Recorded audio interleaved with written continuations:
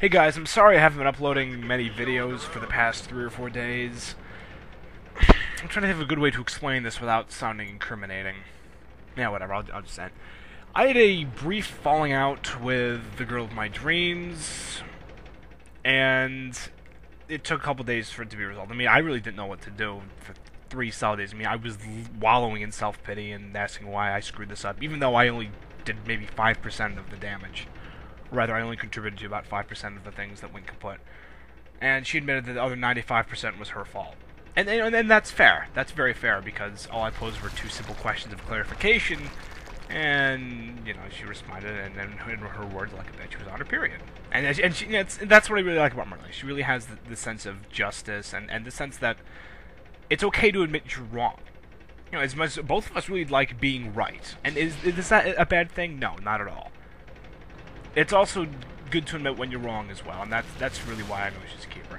Anyway, now that nice shout-out, as unintentional and probably controversial as it may be, has elapsed, we've been actually commentating on this round, and you're wondering why nothing happened. I drove around the base and could not kill anybody.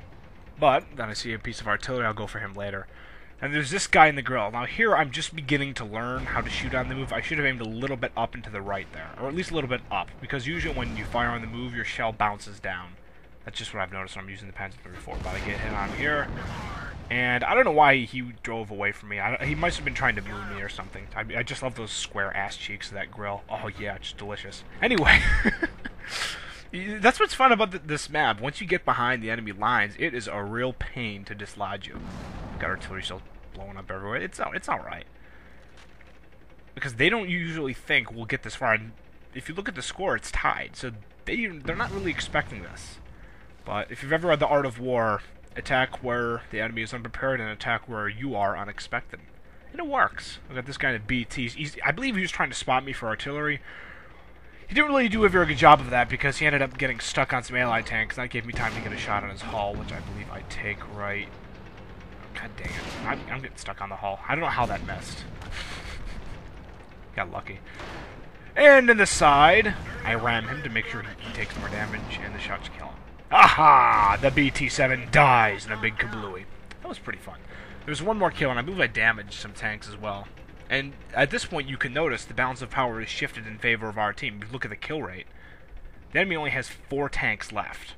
So, you may be wondering what could possibly go wrong.